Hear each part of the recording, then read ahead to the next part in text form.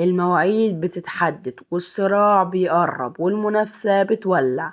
بعد دور ربع النهائي اللي كان مليان مفاجآت، الأهلي وصن داونز بيأكدوا وجودهم وسط الأربعة الكبار في دوري أبطال إفريقيا. تعال نشوف مباريات الفريقين في ربع النهائي.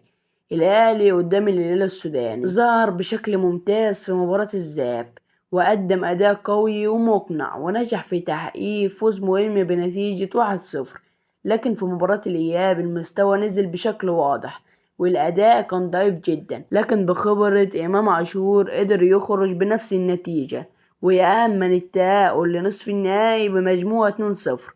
أما صن داونز فدخل قدام الترجي التونسي وهو عارف إن المباراة مش سهلة، لكن لعب على التفاصيل وحقق فوز مهم في الذهاب 1-0، وفي الإياب حافظ على النتيجة بالتعادل السلبي عشان يحسم التأهل ويثبت إنه واحد من أخطر الفرق في القارة. قمة نار وكل فريق عينه على النهائي.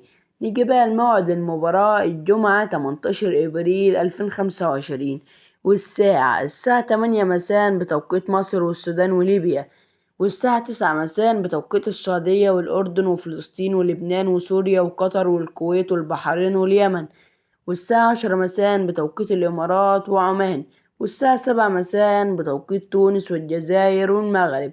مين هيكمل المشوار ومين هيقرب خطوة من التتويج؟ استعدوا لمباراة من العيار الثقيل، ومتنسوش تعملوا لايك واشتراك في القناة ليصلكم كل جديد. سلام.